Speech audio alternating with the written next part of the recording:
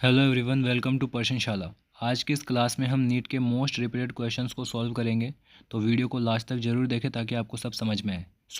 Question है the electric field at 20 centimetre from the centre of the charge conductor sphere of radius 10 centimetre E, then at 5 centimetre from the centre it will be inside पूछा है।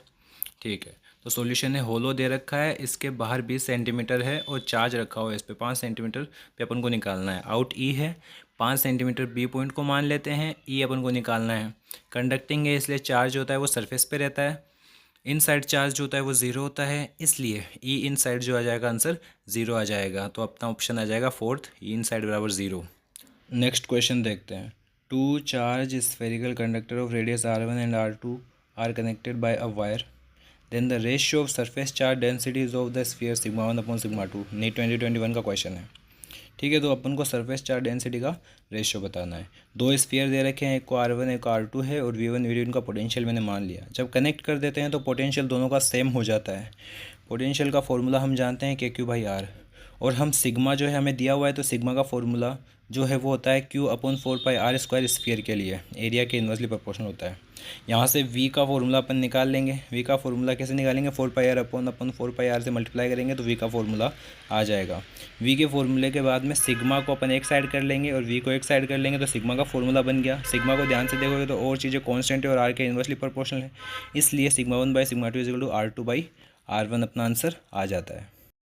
Go to the next question. Two hollow conducting sphere of radius R1 R2, R1 बहुत बड़ा है R2 से, equal charge दे रखा है। Potential निकालना है। नीट 2022 का है, किस पे पोटेंशियल ज़्यादा है किस पे पोटेंशियल कम है। हमारे पास कुछ ऑप्शंस दे रखे हैं, इसके अंदर पोटेंशियल का बताना है अपन को। ये R रेडियस का एक स्फीयर है, पोटेंशियल का फॉर्मूला ये होता है इसके लिए।